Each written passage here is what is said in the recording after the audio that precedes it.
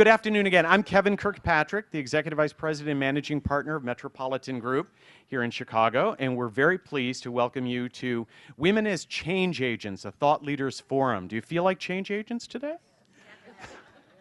Do you feel like thought leaders today? Okay, good, great. For those of you who don't know me, or Metropolitan Group for that matter, Metropolitan Group is a strategic and creative consulting agency that works exclusively with social purpose organizations, nonprofits, public agencies, foundations, socially responsible businesses, and every day we get the privilege of working with organizations that are trying to change the world. And it's tremendously inspiring. And one of the things that we always talk about is how much these folks have in common. Even though they're working in very different issue areas, they're wrestling with a lot of the same challenges and trying some of the same things. And we thought, wouldn't it be fun to pull some of these folks together and give them the opportunity to connect with one another and to share some ideas? And the idea for this Thought Leaders Forum was born. So we're really pleased that you're all here. We originally hoped, well, maybe we could get 40, 45 people here. We had more than 100 people respond, which is amazing. And the reason we're in this room is because we outgrew the first two rooms. We outgrew Plan A and Plan B, so this room is Plan C. So anyway, afterwards, I hope you'll join us upstairs on the 18th floor for a reception in Suite 1850. You just go down to the lobby, across the lobby, and up the other elevator bank to the 18th floor, and we'll have some delicious hors d'oeuvres and some nice wine and beer and water and a killer view of the city. So we hope you'll join us for that. I also hope that you will indulge us in a survey that we're going to send out to you all via email next week, because we'd like to learn from this experience, what worked, how could we improve on it if we ever were to do something like this again. So I hope you'll complete the survey when we send it to you next week. All right, so let's get started with the agenda for today. We're going to hear from 4 women who are change agents in public policy, in community activism, in philanthropy, and in socially responsible entrepreneurship and consumerism. Evelyn Diaz is the commissioner of the city's Department of Family and Support Services. The first time Evelyn experienced herself as a change agent was when she was working as a domestic violence counselor with an organization called Lifespan. And she remembers the first time she counseled a woman to leave an abusive relationship and start her life over again. And Evelyn felt really inspired by knowing that people really could rise out of amazingly horrific circumstances and rebuild their lives. And she loves being directly involved in that transformation. Thank you for being here, Evelyn. There you are. Emily Dreke is the Director of Development and Communications for the Chicago Foundation for Women, which awards nearly 3,000 grants totaling $20 million to organizations across the Chicago area. Shortly after Emily graduated from college, she was working in political fundraising, dialing for dollars, and remembers one particularly long day and made her last call of the evening to an elderly woman in Wisconsin, where she's from. And we won't hold it against you, though. And engaging the woman in a conversation for over an hour, and finally got around to making the ask, and the woman surprised her by making of the maximum donation right there, right then, on the phone, using a credit card. And Emily realized, maybe I've got a skill here I could leverage. Okay. Deborah Harrington is the vice chair and co-founder of Change Illinois, which stands for Coalition for Honest and New Government Ethics. Previously, she was the interim president and CEO of the Eleanor Foundation. Deborah is a fellow Illini, like me, and at the age of 20, she organized a strike on the campus of the University of Illinois after the Ohio National Guard shot and killed 4 college students who were protesting against U.S. military action in Cambodia and Vietnam. Jean Pogge is a national leader in both the for-profit and nonprofit sectors. She spent 18 years at Shore Bank, where we had the privilege of working with her, and she currently serves as the CEO of the Delta Institute. Jean remembers working on the campaign to control high-rises in the 1970s in Lakeview, working to downzone the lakefront so that we didn't have another row of high-rises along that corridor. And the reason we don't have that second row of high-rises along the Lakeview area is because of that. And they used environmental common sense, making arguments around sound pollution and traffic smog as reasoning for the 1970s for something that was successful and obviously a model. So really terrific. Our moderator is Laura Dellinger. She joined Metropolitan Group in 1996. I have the privilege of calling her my partner and my very dear friend. She sits on more nonprofit boards than I could possibly name. She's one of the most amazingly skilled people at using communications theory and practice to create social change, and she's one of the principal authors of Metropolitan Group's public will building framework. Laura remembers in high school, you were in high school at the time? There was a controversy in her community about school closures, which I'm sure resonates with all of us here in Chicago. And the backroom decisions and the lack of public input and the bowing to political pressure of special interest groups made Laura really angry. And she became an activist and an advocate at the ripe old age of 16 and never looked back. So that is our panel. I'm sure everyone here has a story like that probably motivated you to do the work that you do. And we hope that you leave us today after this panel feeling inspired, hopefully learning something new that you can directly apply to the work that you do. And so I'm going to turn it over to I guess I should tell you about my first change agent experience. I grew up in Arlington Heights, and I remember the summer of 1972, I had watched the Democratic National Convention on television, and I was 11 at the time. Don't do the math. And I remember that summer, one Saturday afternoon, walking into the McGovern for President headquarters in downtown Arlington Heights and picking up the literature and reading it and being really impressed by it. So I grabbed a whole bunch of it, and I walked down the street, and I spread it out on the tables of the Nixon for President headquarters. So that was my first experience as a change agent. Well, something. I like to say change agent, but we'll let it go at that. So, Laura, do you want to start us? I was going to say more like covert ops, which is a specialty of Kevin's, should you ever need those assistants. I'm really pleased to have the opportunity to be here with you all today and with this incredible panel of really dynamic, amazing leaders from the community here. I had the privilege of having a phone conversation with each of them in lead up to this, and I could have sat on the phone for the rest of the afternoon and just listened to the stories and the impact that each of them has had. And to give you a bit of that flavor, we've asked each of them to just share a few minutes of kind of their own perspectives and thoughts to kind of get us going, and then I'm sure that will stimulate questions from me and from one another, and we'll ask those, and then we'll also spend some time taking some questions from all of you so we get a chance to hear what's on your mind and what's being stimulated by the great thinking and the great work of these incredible people here. So looking forward to it, and I was asked earlier, what's the order? And I thought it's going to be random. So I'm going to randomly decide that the first person is going to be Deborah. Okay. Well, good afternoon, everybody. It's great to be here. I was so excited to be asked to do this. I was telling someone earlier, you know, each one of us has our assigned area in which we were going to be speaking. And when I heard one of the areas was around policy, I said, oh, I should have gotten that one, you know. But then I think activism is so appropriate because it's really a part of my DNA. And so I want to talk a little bit about my own journey and just really move into a lot of areas of activism in which women have and can play. So first I'm going to start off by giving my definition of activism, which is promoting, directing, and sometimes impeding social, economic, political, environmental change. I'm going to be talking about promoting and directing and not impeding. And so as Kevin was saying, you know, I co-founded an Illinois statewide political reform coalition, Change Illinois Coalition for Honest and New Government Ethics, and that came out of the as a result of the arrest of former Governor Blagojevich. Several of us really felt compelled to restore, you know, integrity, transparency, accountability in Illinois politics. And that was like in 2009, and now we've got over 3 million members statewide. We just hired a CEO. We're about to launch a statewide campaign on, it's a ballot initiative on changing the Illinois Constitution around redistricting.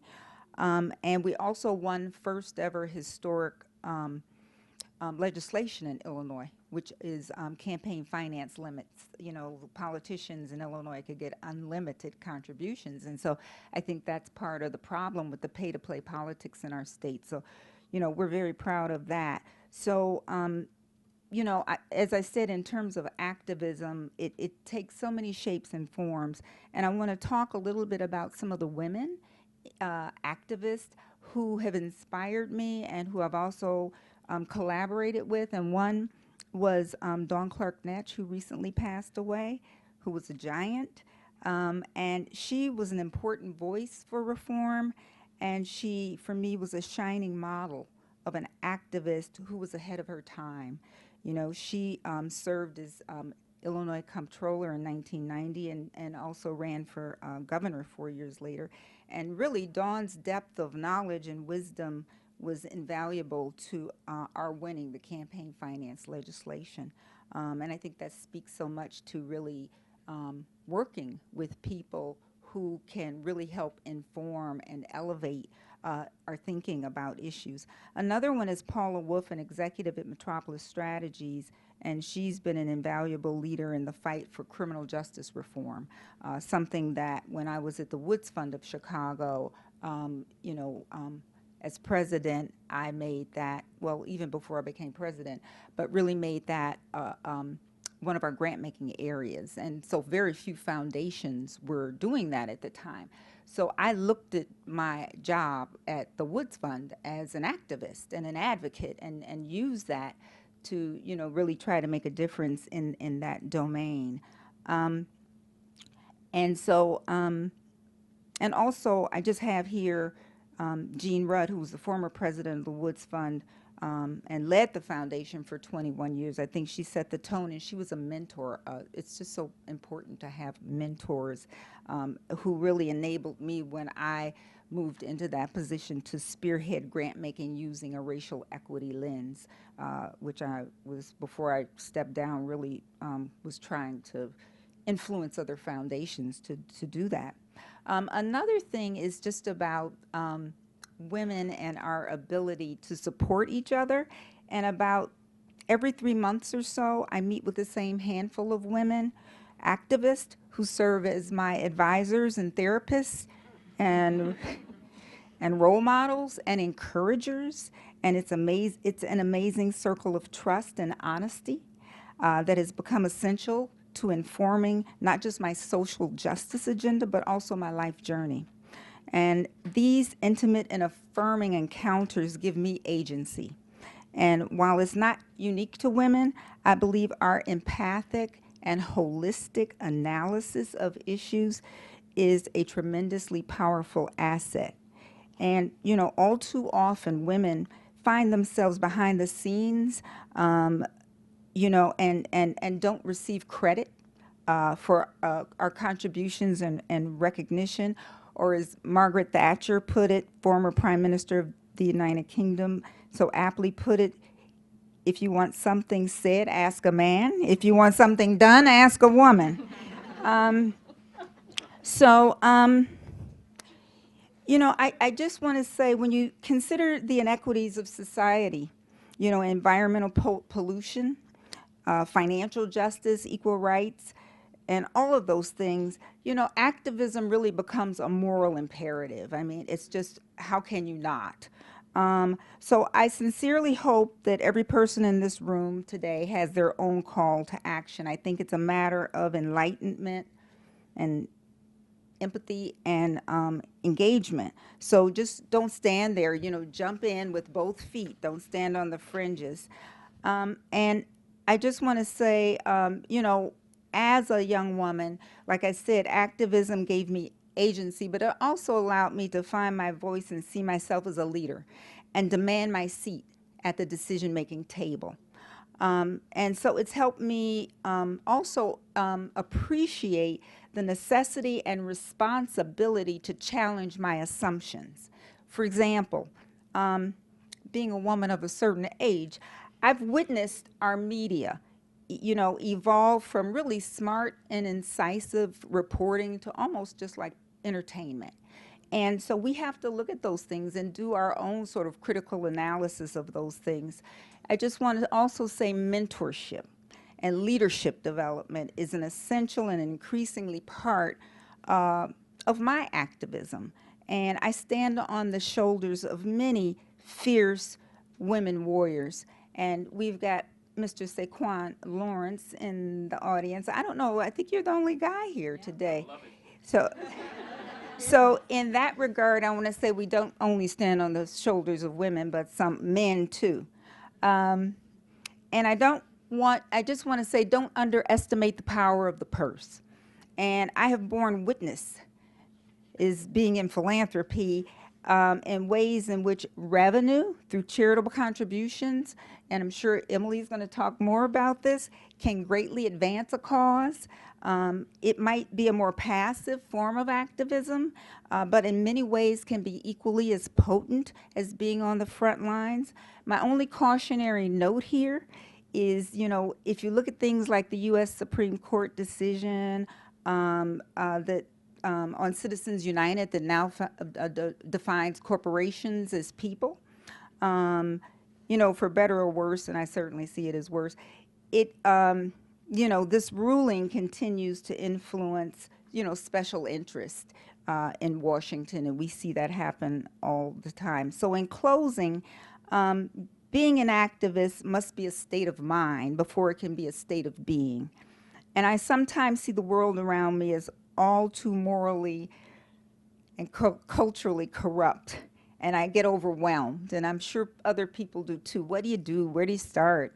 So I think it's also critical to understand the value of the power of one, and that activism is a continuum from touching the life of one person who suffered an inequity or an injustice to influencing global events, from grassroots organizing at the community level to writing op-eds in the newspaper to helping inform you know, political campaigns.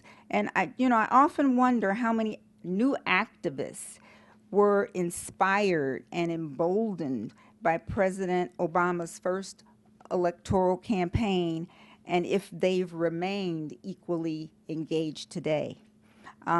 So please don't leave this planet without knowing what it feels like to care passionately about an issue. And I'm going to leave you with two quotes. One is from Frederick Douglass, who after escaping slavery went on to be a leader of the abolitionist movement and also a social reformer, orator, writer, statesman.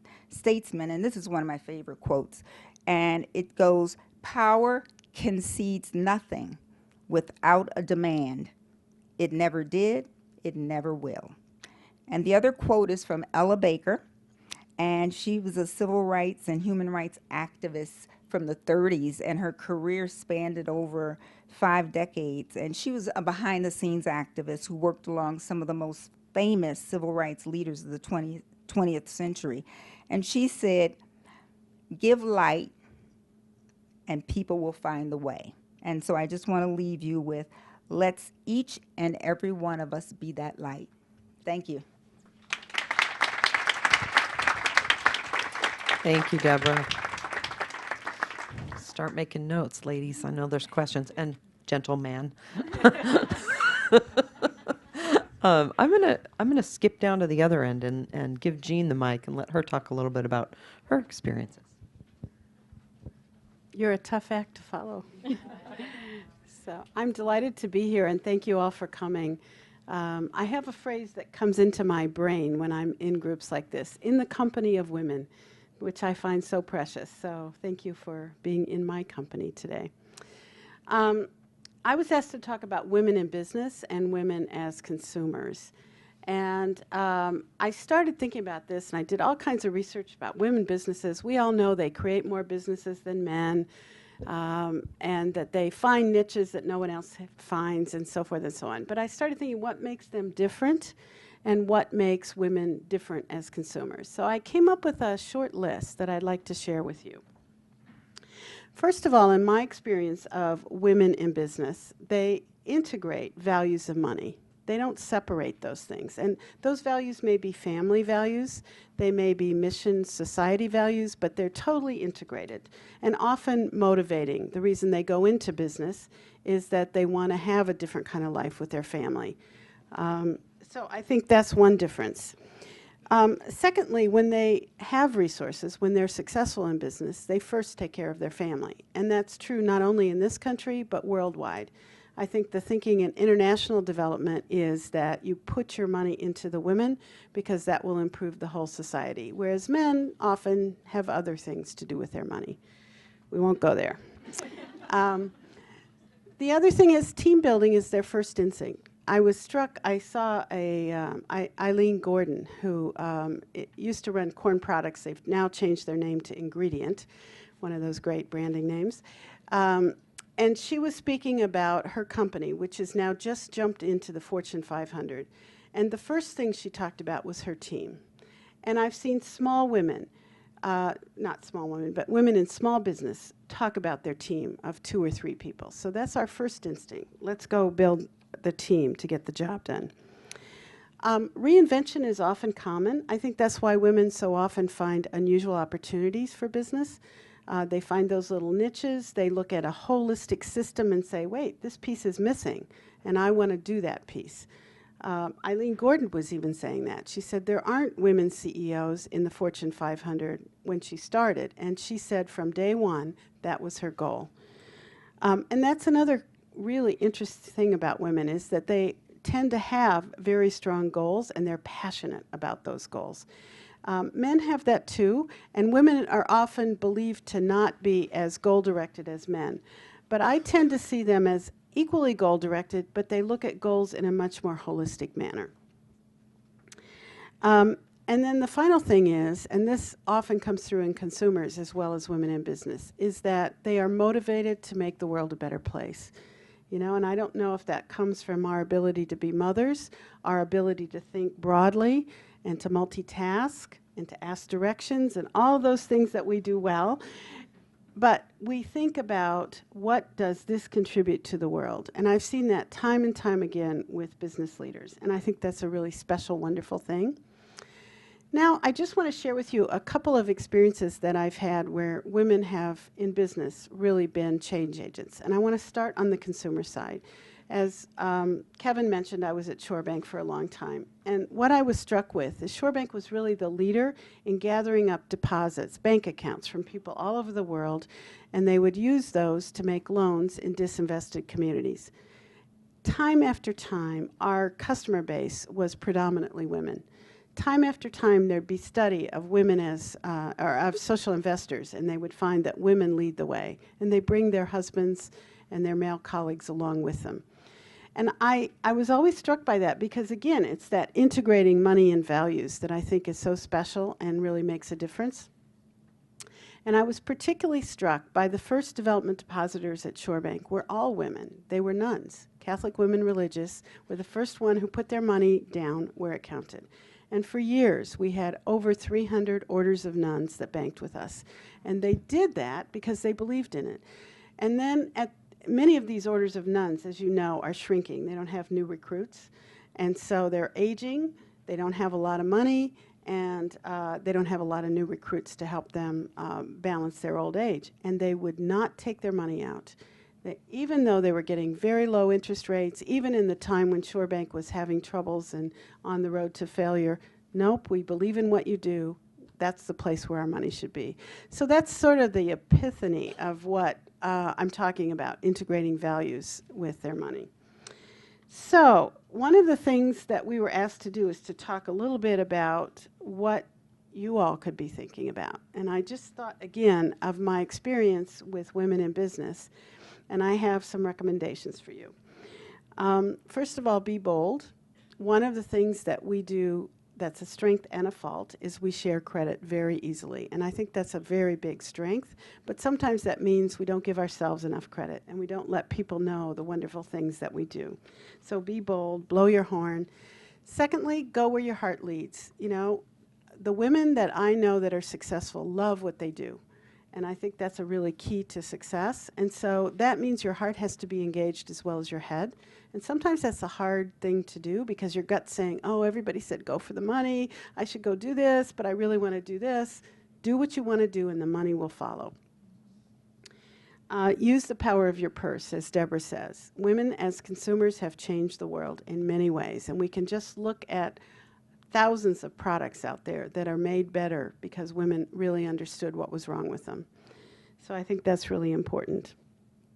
Engage your circles of friends. I mean, we build teams naturally, and sometimes when we want to make change in the world, particularly the kind of change that nonprofits do that Deborah was talking about, you have to go beyond your workplace, you have to go beyond your family. So social media is great for that. Just engage everybody in your passion. They will support you, and that's how change really happens.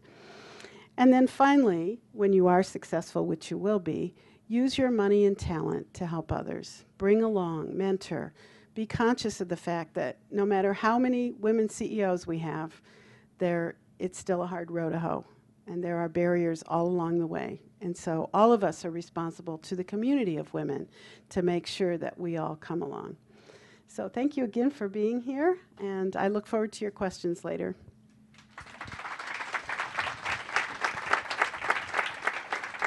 Thank you, Jean. I'm furiously writing down my questions that are emerging now from the I've got a few softballs in here. I'm going to well, now that you pointed at yourself, so that must mean you want the mic. So we're gonna turn it to you, Emily, and let you talk a little bit about women in philanthropy. Great. Hello, everyone. Hi. My name's Emily Dreke. I'm the Director of Development and Communications at Chicago Foundation for Women. I'm really honored and privileged to be here, and I was invited to talk about women as philanthropists. I was going to make the joke, but Kevin outed me as a fundraiser, so I was going to say I myself am not a philanthropist, so don't take down my contact information. But now you know that I'm actually in the business of raising funds, but I do hope to one day be there. But you know, I do have the great privilege of working at Chicago Foundation for Women with a many women change agents, you know, all of whom I would actually define as a philanthropist. Through my own experience, as well as, you know, research and conversations with my peers in the field, you know, I know, and we probably all know here, that there are certain general trends in women's giving and philanthropy.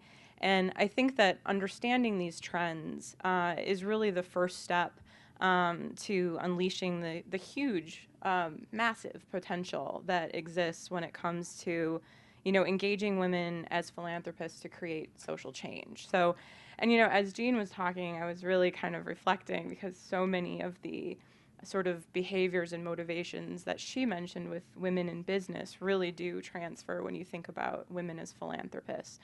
But just briefly, some of this might not be news to you. We know that even though women in general earn less than men, they have less money in retirement, they outlive their spouses, women-headed households are more likely to give than male-headed households. We also know that in almost every income category, women give more on aggregate. We also know that women want to be involved in their philanthropy, right? They don't want to write a check and just walk away. They want to see the impact and they want to understand the program. Women also want to collaborate. You know, they would like to come together with like-minded individuals, pool resources, and have a larger impact. I know this from my own personal experience. Women will put you through your paces. If you ask for a donation, or a significant one especially, they'll ask you a lot of tough questions. But the good news is that on average, once you have them, women are loyal donors. They'll stick with you in your cause and your organization. We also know that in many cases, women remain somewhat risk averse when it comes to big, bold philanthropy. I don't know if any of you have seen this, but Bank of America did a study within the last couple of years that looked specifically at high net worth individuals in this country. And looking at men, 1 out of 4 high net worth men reported a willingness to tolerate above average or substantial levels of risk when investing their philanthropic assets. And when you asked women, that number dropped to about 1 in 7. So what does this all mean? We know that women are scrutinous, they're strategic, sometimes risk averse. So what does this mean for all of us? It's kind of interesting. One thing I immediately think that women should be in charge of Wall Street. But for us in the nonprofit sector, I think if you can sort of understand this and keep this in the back of your mind, you can sort of find ways to better engage women as donors around your cause. And it's really imperative to understanding these unique motivations and behaviors to do that. And for CFW, Chicago Foundation for Women, I think that it's these unique behaviors that in fact led to our very existence. Some of you might not know about us, but back in 1985, 4 very pioneering women came together and saw that just a very small percent, about 3% of all philanthropic dollars were going to programs specifically designed to address the unique and complex needs of women and girls in our community. Just 3%. And when you think of all of the unique issues that women face, domestic violence, sexual assault, and then the great needs of women, single mothers, and economic security issues, they really said something needs to be done. So they took a stand, and these 4 women came together. They dedicated not just their treasure, but their time and their talent. Like I said, they didn't simply each write a big check and then walk away. They collaborated, they discussed, they visited community organizations to better understand the need. I'm sure they argued a lot. In their first year through this work, they were able to pool enough funds from many different organizations to make, in the first year of CFW, $50,000 in grants. Okay. Then as more women came to the table, they collaborated again, they discussed, and yes, they donated, and the organization continued to grow. Each woman along our history has brought something unique, not just her checkbook, but expertise, in-kind support, legal advice. And today, because of all of these women, really literally thousands of them, CFW, we're celebrating our 28th year. Since our 4 founders came together nearly 30 years ago, we've given a total of $20 million in grants. This year alone, we're on track to give about I'm looking at my colleague, 1.8 million. But even though we've grown, we really still hold true to the power of our roots, of really bringing together diverse women from all income levels, racial and ethnic backgrounds, in order to see the power of their philanthropy and define that for themselves in ways that are personally attainable and meaningful. We do this as an organization because we know that if we remain inclusive, we can not only respond better to the community need, but really engage women as philanthropists and change agents, which is what we're talking about here today. I'm happy to say here that we're kind of talking about, sort of being progressive here, because I do have a few other things I would note before I close. I know I'm probably out of time, but I do have to say in closing that as a sector, I think we have a lot more work to do when it comes to inspiring bigger, bolder giving among women.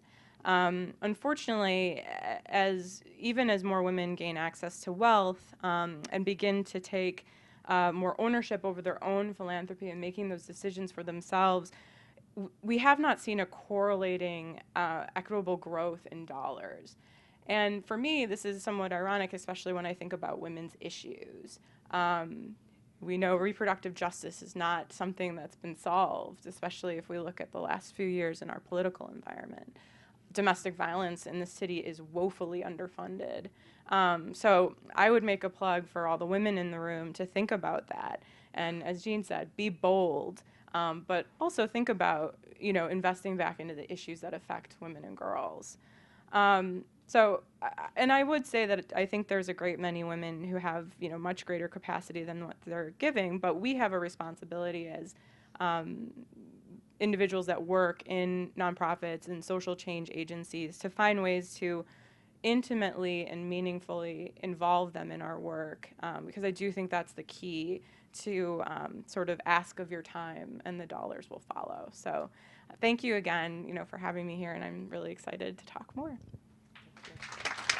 Thank you, Emily. That leaves us with the very fabulous Evelyn Diaz. Thank you. So good afternoon, everyone. So I'm Evelyn Diaz. I'm the commissioner of the Chicago Department of Family and Support Services. And I think I should probably just start by saying what that is. And then I'll talk a little bit about what we're doing through the department that I think constitutes some really exciting change, and then, kind of get to this question about the women's role in that. So the department itself is a consolidated super department of human service agencies. It used to be 4 or 5 different agencies, and in 2009 consolidated, so that now we are responsible for the city's funding in 7 different divisional areas: children's services, youth services, domestic violence, workforce development, human services, homelessness, and senior services. We have a budget of about $300 million, and about 94% of that is grant funded. So we're unique among city departments in that most of our money comes from the federal and state and not the city's budget. We serve about 330,000 individuals, unique individuals each year. And the majority of our work is contracted to about 300 community-based nonprofits around the city who are operating about 1,000 different programs in any given year. So that's kind of the quick overview of what the department is.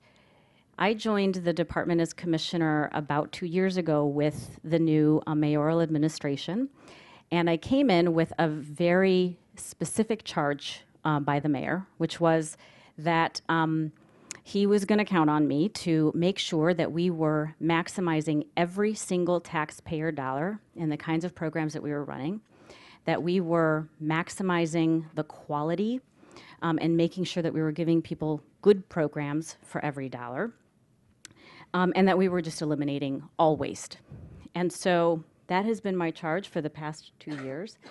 I will tell you that my current passion, as some of you have heard me speak about or know, because we have some folks from the mayor's office and Cook County President's office here who work with me on this issue, is around youth violence prevention. And so one of the areas that we've been working on, I'm not going to go into detail right now, but hopefully if you're interested, we can talk about it over cocktails a little bit later, is that over the past 2 years, we've created really dramatic shifts in how we do youth services funding out of the department, saying that we're no longer just going to fund youth development programs in general, but rather we have 3 crises facing our youth in the city today: high unemployment, high dropouts, and high crime. Every single dollar that we spend out of the department, which totals about $30 million a year on youth programs, has to show that we are impacting one or more of those 3 issues.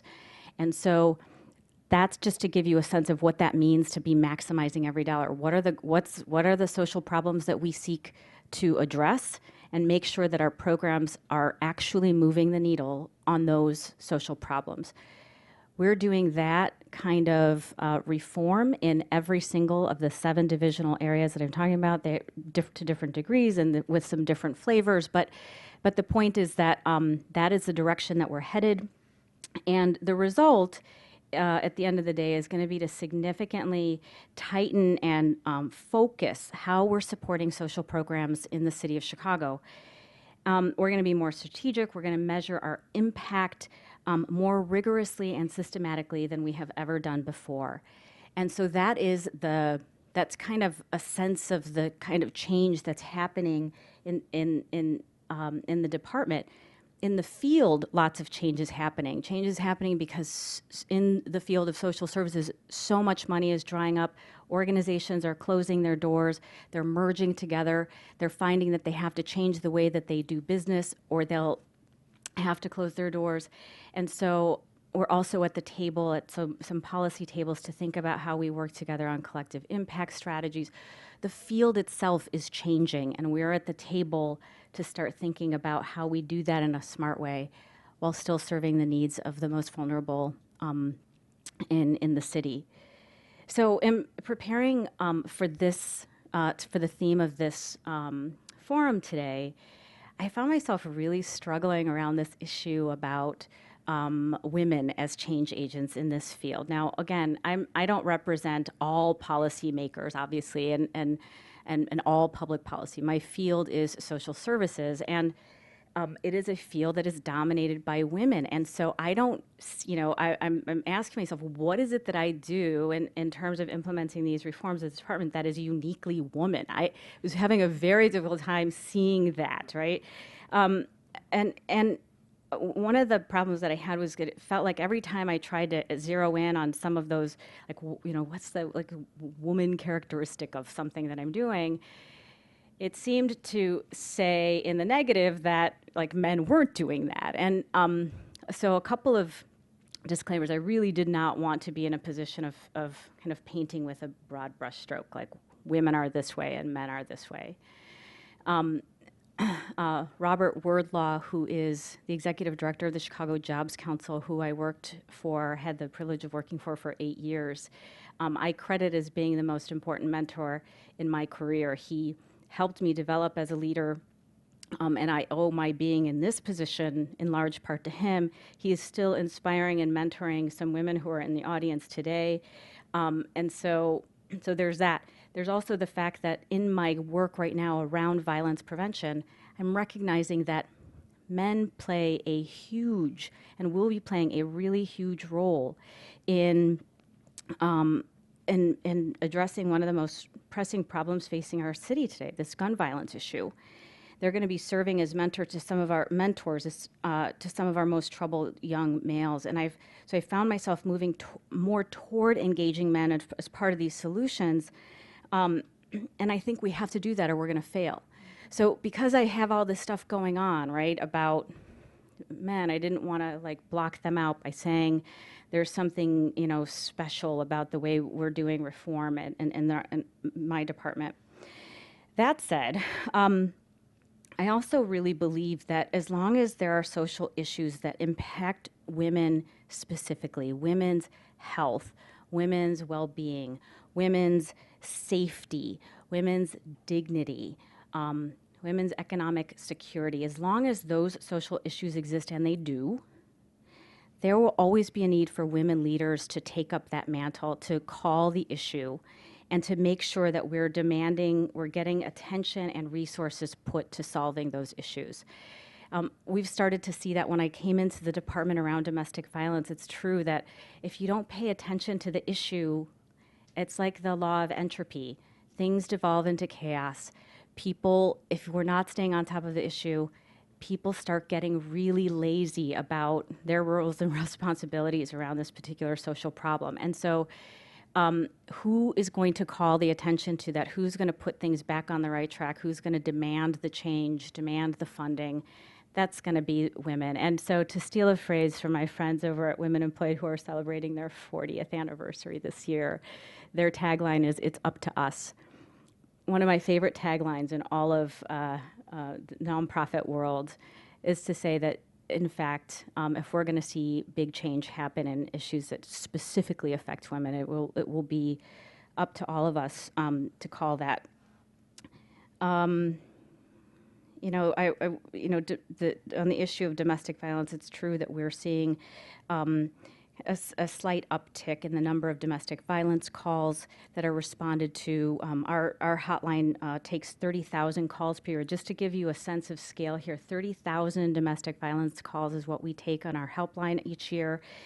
There's an average of 30 to 40 domestic violence homicides each year in the city, and the Chicago Police Department responds on average to 500 domestic calls every day. So think about that. It's just massive.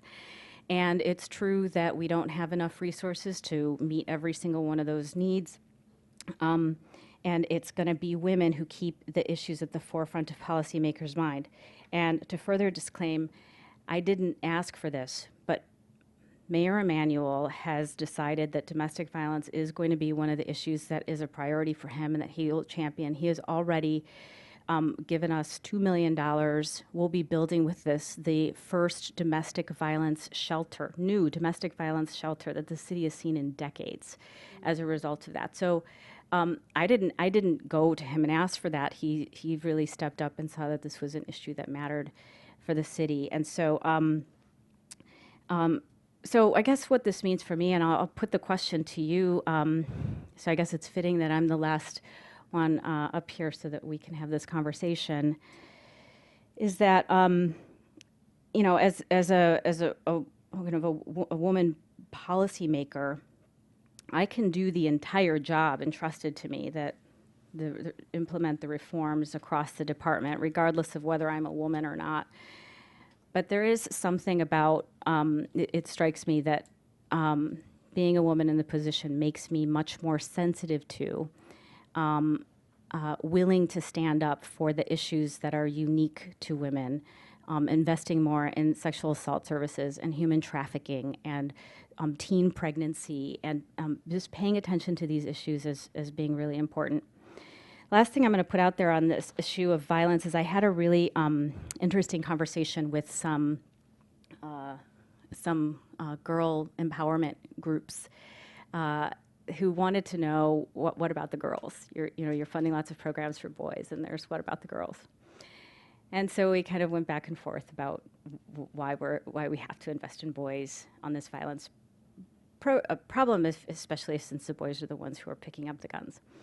And but then I had this kind of epiphany. I had been listening to various speakers speak on this issue, and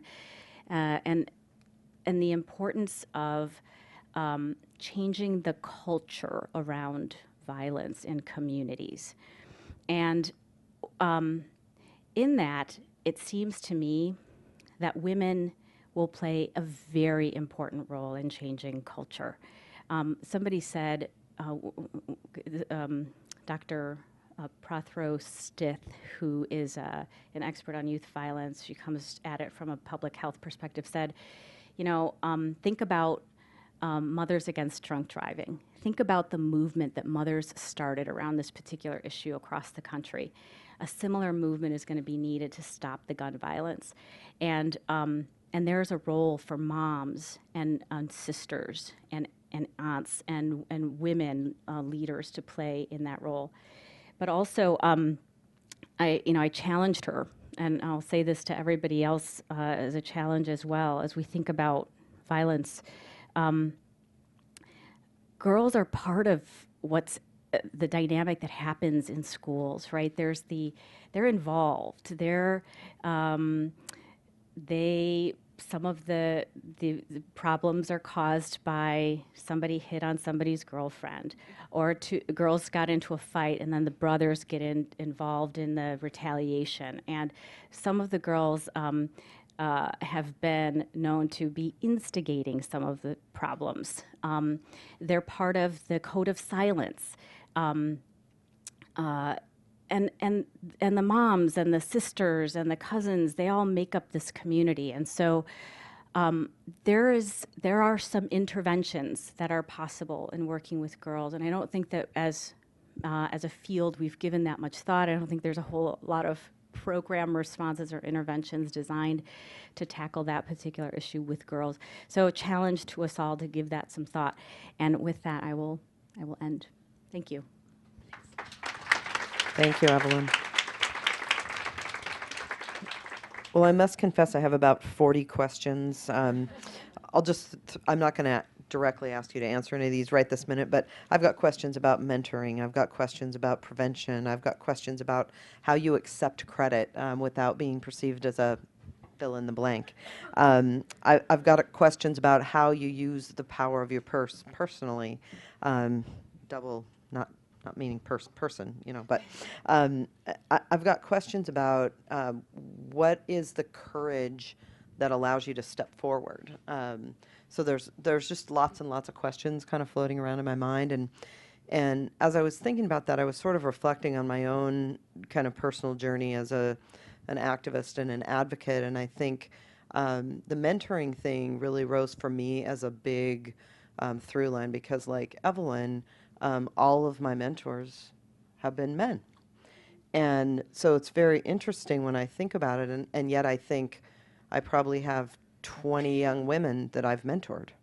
And so where do you now find, and I think you really addressed many in yours, Deborah, and I was so envious when I was listening to you talk about this circle of people that are these amazing, powerful women. And how do you find those people? You know, how are you finding that common ground? So that's my question, kind of back to all of you here on the panel is, you know, where do you find your mentors? I'll let these go up and down. They're on. So. One of the, as I sat here, because I was the first one, and so I could kind of relax and listen to everybody else talk, I really heard so many parallels in terms of, what we were talking about with the, being bold and, passionate and, talking about mentors. And I think that part of it for me, and it sounds like for Evelyn too, was in the workplace. People that we worked for who were giving and generous. Interesting because I know that when Evelyn left Chicago Jobs Council, it was one of those things where it left a huge void in the organization, but it was certainly an opportunity for her to thrive and grow, and now she's commissioner. So I would say one of those areas sometimes is right in the workplace. If you're fortunate enough to have, and it doesn't have to be somebody necessarily who's that you report to. It could be a peer, somebody who, happens to have maybe, just in terms of their body of wealth, their body of work, and, their experience that they can add value to your journey. So I think that the workplace is one of those places, and quite honestly, I hear a lot of people just talk about mentors in the home. Where parents have set an example, and it certainly sets, a foundation, and with women, being mothers, I think that is a natural propensity, in terms of mentorship because, of children. So just pass.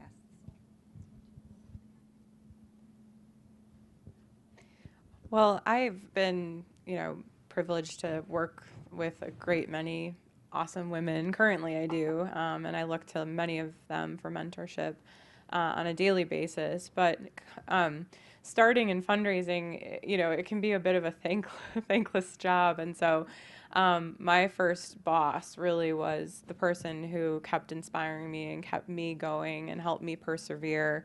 And I think, one of the things that she was really good about, we talk about the importance of taking credit for your own success, but she was also really good at giving credit where credit was due. And so, that was something where I think she was very, when I worked for United States Senator, and so I remember many times when we were in his, I'm all flustered because I'm not around him very often, and, we're in a room with him, and she always made a point to say something good that I had done recently, and, uplifting me and keeping me going. So I think as women, we were talking about this earlier, with Sheryl Sandberg and everything that people are talking about, how to kind of, I was reflecting on how sort of this interesting reaction that some feminists actually had to her book, where they kind of got sort of negatively,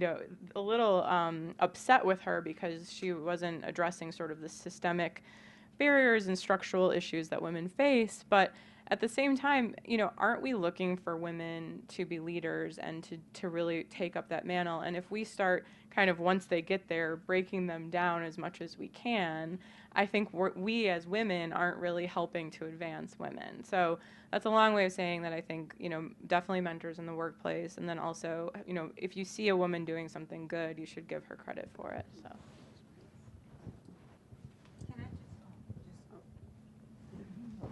I would just say one other thing. There are different kinds of mentors. Sometimes you can have a formal mentor relationship, and sometimes a woman can mentor you without even knowing it. And I'll just give an example. Many of you might know Mary Houghton, who was one of the founders of Shore Bank. I remember when I was at Woodstock Institute, and she came in one day and she said, well, where's the spreadsheet? And I said, spreadsheet? She goes, come on. She turns on the computer and she goes, you've got to learn how to do this. She was mentoring me with no formal relationship and probably set me on a path to be much more friendly with numbers than I would have been otherwise. So look for those little opportunities and remember to do that. Sharing credit is really, really important, but also transmitting those skills in a way that people can receive them. I think that's good. Yeah, and I just wanted to briefly flip the question in terms of finding a mentor to being a mentor. And I see that as so important. When Evelyn was speaking, she was talking about these girls and some of their groups, and I know I spoke with a group of, I don't know, the high school age girls, and you know, they inspired me, and I learned so much from them, and so I just really think that it's important to reach back, you know, while we're all constantly, hopefully growing, evolving, developing, is that we can be mentors too. I know the one guy who is in the audience does tremendous work for men, particularly black men, in terms of not just the mentoring, but I think that young people need role models. So I just wanted to mention.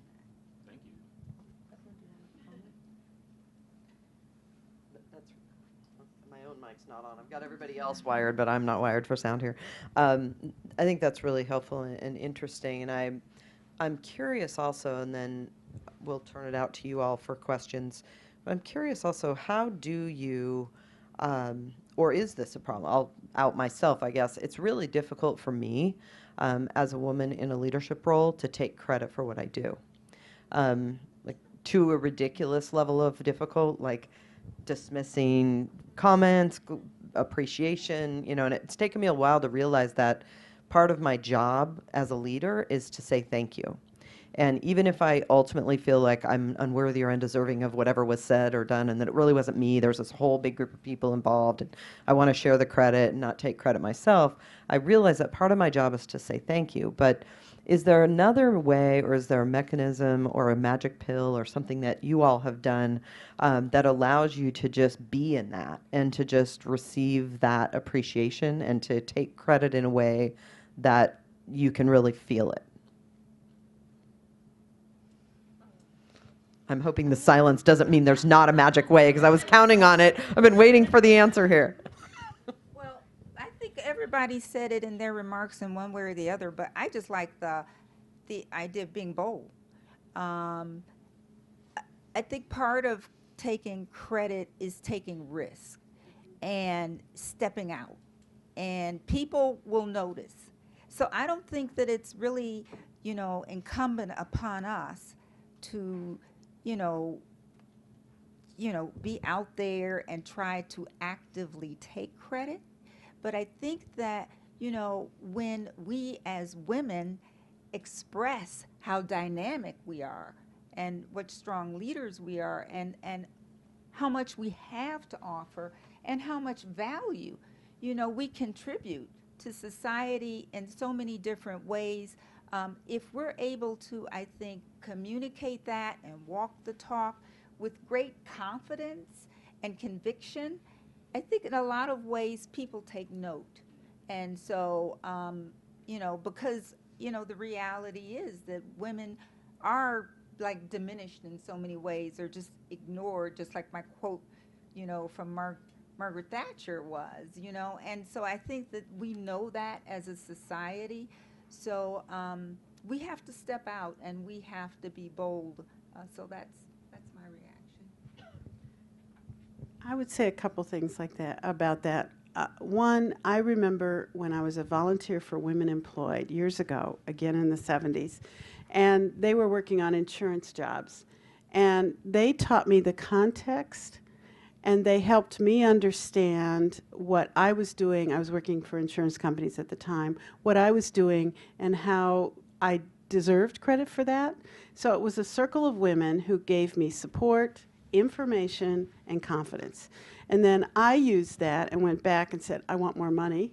And I kept getting it. I didn't realize till I left that I was still really cheap. But that said, it was successful. And so that gave me confidence to say, oh, I'm a professional. I can do these things. And so, again, back to Deborah's point, it's incumbent on all of us to be that circle for other women, to help them understand not just, oh, you're great, but within this context, do you understand what you have done? And this is fabulous, and da-da-da.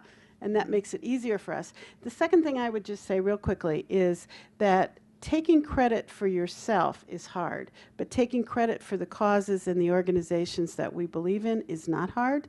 Sometimes you can't do your job for that organization unless you take credit. So don't think, oh, I'm so great. No. It's really, I do this for Delta. So yes, Delta's great, and thank you for that, and blah, blah, blah. And that makes it a little easier sometimes to accept. I'm going to open it up for questions from the floor, and I'm going to give Vicki this mic so she can make sure the questions get heard. Thank you. Anybody?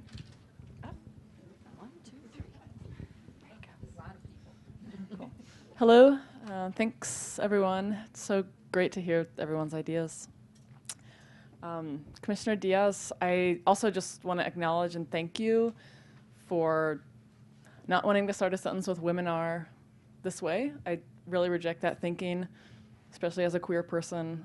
I have a really hard time buying into that. So I appreciate that it's complicated. It's not just one way.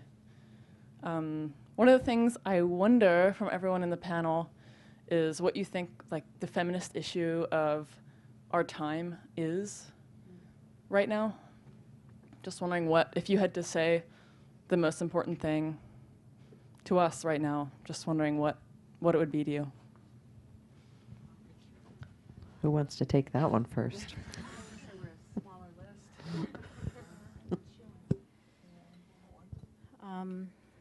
I'll take a stab, although I have to say that really is, it's a lot. I think the economic security issue is a really big one, and just because it ends up affecting so many other things, but the fact that women are stuck in low-wage jobs, and I can't see a time any time soon that's going to change radically. Means that we have an entire class of women, single moms and married moms, and who are really struggling to make ends meet. It's kind of impossible for them to make ends meet, and that has all kinds of other implications for kids and parent and youth and our communities. So if there was one thing that if we could all rally around, I'm saying it would be that issue now, and maybe a little bit later I'll come up with something else too. I'd agree, and I think it relates so closely to another issue, which is reproductive rights and health. I mean, if you do not have, it's one thing to have rights on, paper in terms of law, but if you don't have access, if you can't get to, what you need to make healthy, informed decisions about your own life, I think that that continues to be something that I believe is one of the defining issues for feminists.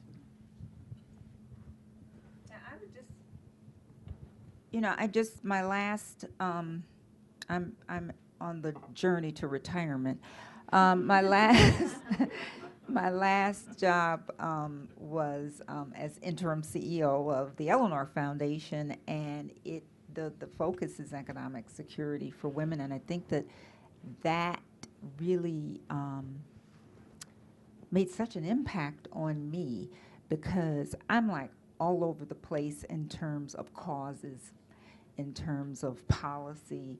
And so it really, looking at the data, looking at the research, talking to grantees. I think that when you talk about women's economic security, it's so overarching because it has everything to do with a person's quality of life. And so I think that is such an important issue.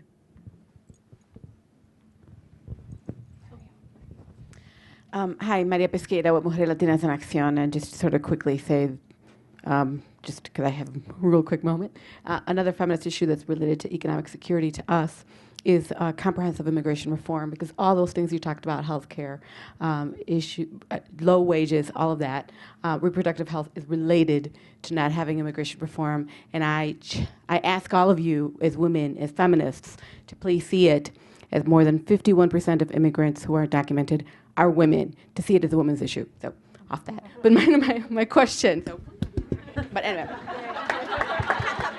it's important. But along the lines of allies, which is really, I guess, the idea is, of my question, we have seen, at least in the Latino community, as well as in the African American community, we're losing our boys, right? So we're losing our men, and we're hearing from our women. I need a single head of household woman. I need help with my boys, with my son, and figuring out how we also, just as we're talking about mentorship, right? How do we bring men to also be those change agents with us, and be those allies that I think many of them are ready to be?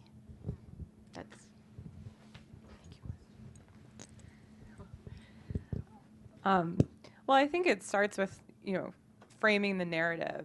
You said, immigration is a women's issue. And I think, so women are not a special interest group, right? We're, in terms of economic security, if you look at the needs, I think it's a social justice issue. And so kind of reframing that narrative about women's rights and the needs of women and girls to be a community social justice issue, and helping men see that the impact that supporting a woman can have on so many areas. We all know, and as Jean said, 90% of what women, earn is reinvested back into their communities. If you support a single mother, she's able to provide a better life for her children. And so I think pushing back a little when people talk about sort of women's issues, and trying to, as much as we can, stay vigilant with reframing that conversation is a good start. At Chicago Foundation for Women, we've really been thinking a lot about this. We're obviously really strongly rooted in the feminist movement, but we recognize that we have to bring men and boys along with us to be able to enact the change that we want to see in this community. We actually have our very first male board member now.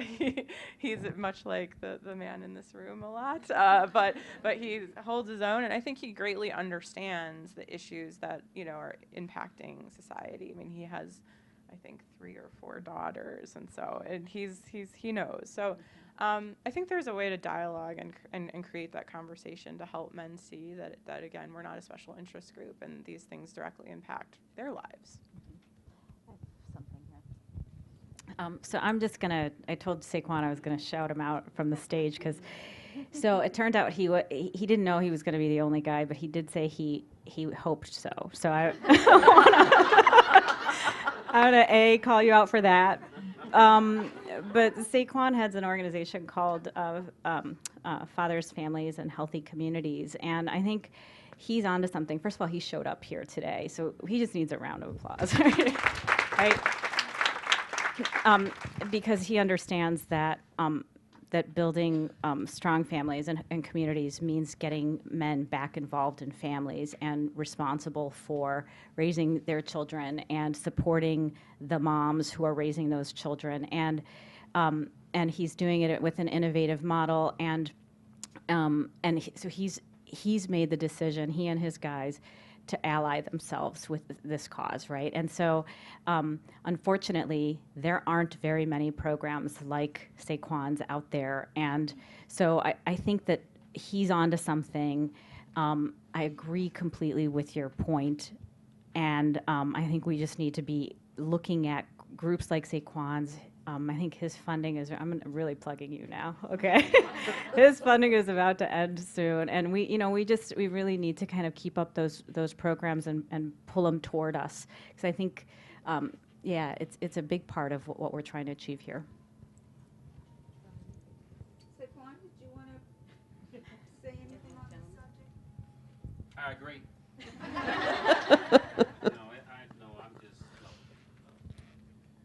just glad to be here, and I just want you all to keep going. I appreciate the forum, and I think that we need more of them. I am glad. I mean, I wanted other guys to be here. I was waiting for one to come in. I was going to ask them to come sit with me, but they did not show. But that's fine.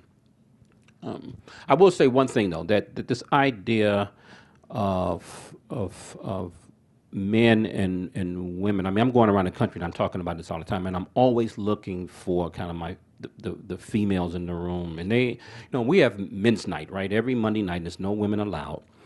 And we deal with this issue though of and Evelyn and I have talked about this, about responsibility, accountability, but what it means to be human, not just men, right? And what does that mean? And if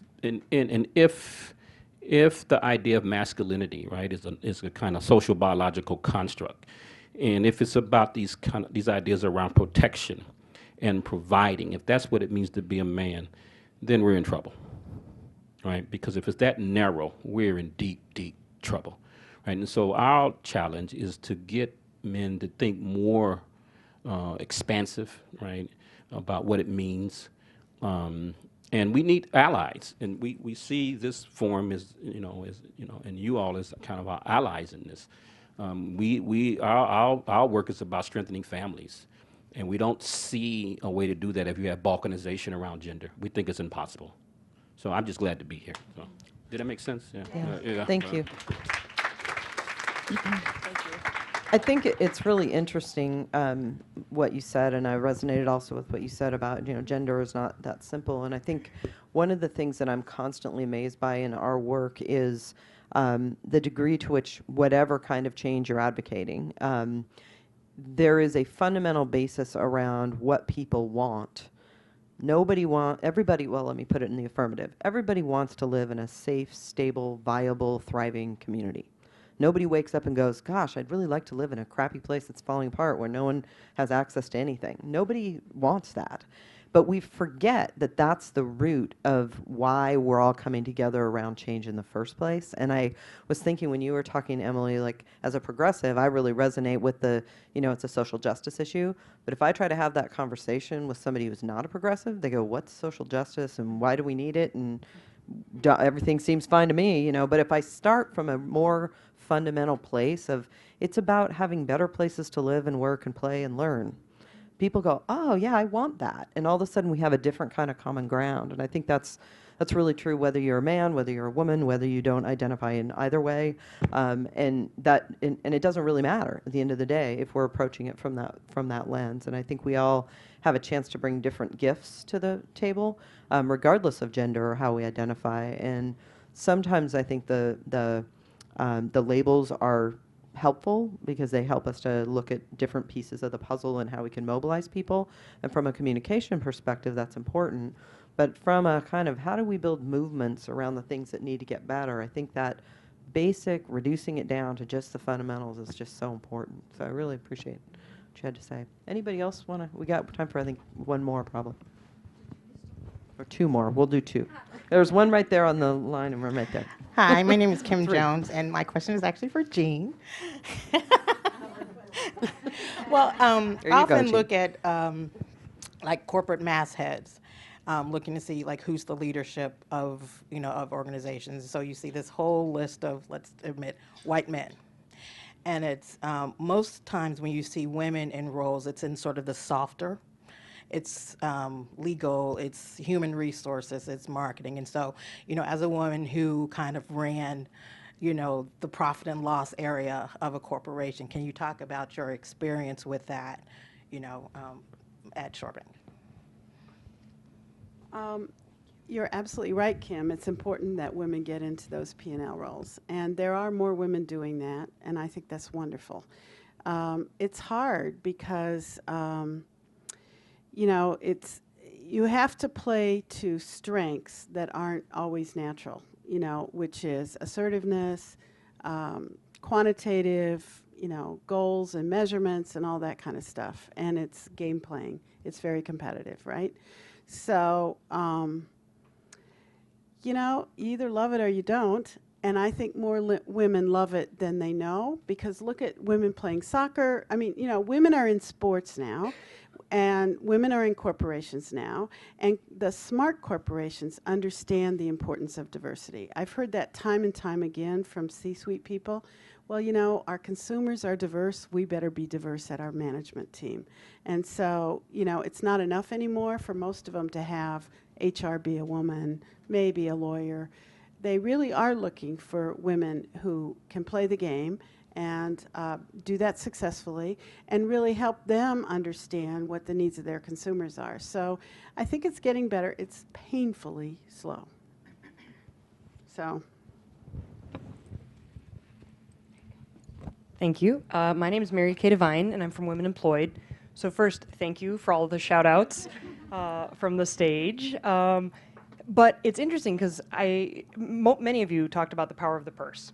And this is something that clearly keeps our lights on. And the point that Emily made about engaging donors beyond the check. And so I was just interested if you had a few bullet points, anyone else can jump in, on strategies and just the ways that you get women to sort of I think you said time, talent, and treasure. So I'd be interested just to hear more on that. Hello, thank you.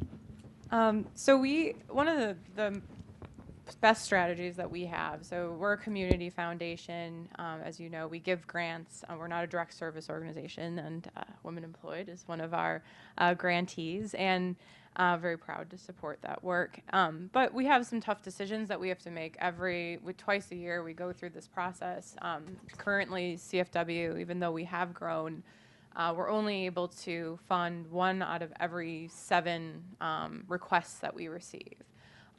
So that's a lot of unfortunate no's that we have to say. And so to help us make sure that we're connecting the greatest amount of need with the money, we rely on a volunteer-led community grant-making process.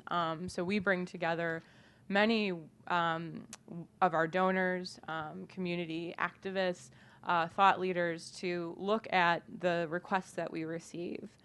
Actually go on the site visits to ask questions and make sure the organization is viable and is doing the work. And then making recommendations to our board of directors about who receives our funding. And I have seen time and time again that this process, and it's a subcommittee, and people are able to kind of come in. We ask after you've been on the committee for a year or two that you step away to let other people come in.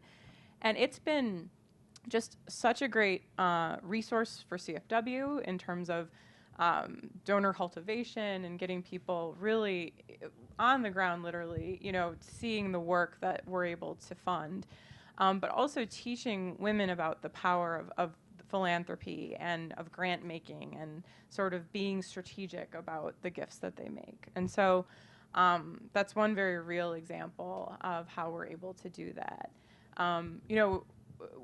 With Women Employed, I mean, you do so many amazing things that I have to imagine that there's so many opportunities to kind of share that in a very direct way and bring people in as advisors. Oftentimes even simply just asking, so what do you think of this? In my experience, you ask of that sort of advice, and then people want to be involved through their donations afterwards. So that's just one example I had in a word of advice.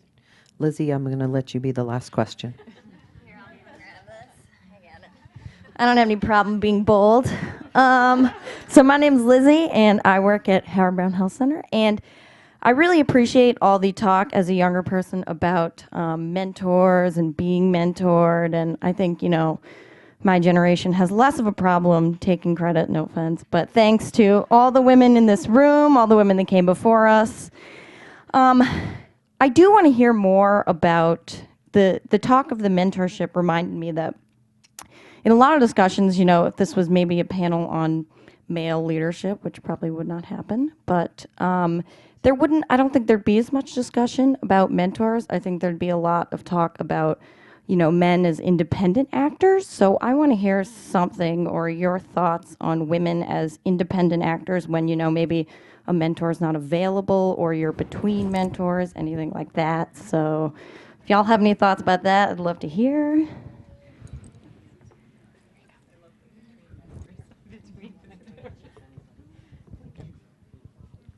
Sure. Well, in my experience, mentors are not forever. They're not even continuous. They're episodic. And so, you get something from a mentor when you look for it or they happen to decide you need it. So the rest is up to you, right? And you got to just do it. And that's where be bold comes from. Just be bold, follow your heart, do the right thing, and it'll work. So I think in terms of independent actors, if I know what that means, is that whole point that I was making about agency. And that, I think, comes with a certain level of confidence, but it also comes with, I think, knowing your stuff, so that you, can talk the talk. So I think that the individual piece has a lot to do with, some of the things we talked about, like taking risk and things like that, because a lot of times, and I don't think that this is necessarily unique to women, but just stepping out on faith sometimes can be very rewarding. But putting yourself out there, going to meetings where you might, engage new people, meet new people, new knowledge and information. I think that's part of being an independent actor, and that's part of personal and professional development. I have something to add too. Lindsay, so here's what I think about, Lizzie, okay. So here's what I think about that. If we had a panel of men up here, it's true that they're probably not going to be talking about all of the people who mentored them. That doesn't mean that people didn't mentor them, right? We're all willing to talk about all of the people who helped us get where we are today, and we've done it enough that we can point to all of them and say exactly what we got from each of them. Maybe the men can do it too. I just think they don't talk about it quite as much, and I don't think that that's better or worse. It's just what it is, and so I think it's a rare person who doesn't use anybody at all ever to get where they're going. People give us a chance. People give us a hand up. People give us opportunities, and it's what we do with those opportunities, I think, that really end up defining our careers. And so I just want to make that point that we're all talking about mentors, not because somehow that doesn't that we're not independent, we're not driven, we're not independent, and we're not, focused and moving forward through our own power. It's just recognizing that people help along the way, and I think we're just much more willing to give people the credit who've helped us along the way. I agree. I also think I appreciate that your generation has the ability to take credit more. So good for you. I think that's really terrific. Well, I wish we had another hour and a half for a lot more questions because I know there's a lot of hands we didn't get to, and I appreciate you all being here. This has been really enjoyable for me, and I know that we could all probably take turns rotating who sits up here on the stage and have equally robust and interesting conversations. So I hope you'll join me in thanking our panelists for being here today with a round of applause. And I'm going to turn it back to Kevin. Thank you, Laura. And thank you, Laura, for being a wonderful facilitator, as we knew you would be. I've worked for 28 years. I just was adding it up, and it was really freaking me out. And this is actually the first organization I've ever worked for that was led by a woman. And it's a tremendous privilege and a pleasure. So, and Siquan, I want to thank you for being here. I was afraid I would be the only guy. And in fact, my 7-year-old daughter called me this morning on her way to school and was saying, you know, Daddy, you're outnumbered at home, you're outnumbered in your office, and you're going to be outnumbered at your event, aren't you? And I said, yes, dear, I am. So thank you for being here. Just a reminder that our reception is located on the 18th floor. So you just go down to the lobby, walk across, go up to the 18th floor. We hope we will see you all there. I want to thank also my colleagues, Vicki Nuri and Tracy Fletcher, who is upstairs right now pulling all the last minute stuff together. Could not have done it without them. Really amazing. And Siquan, I hope you'll be on the panel for our next one, which is going to be about men as change agents, which we'll probably be able to do in my private office. So, thank you all for being here, and thanks to the panel.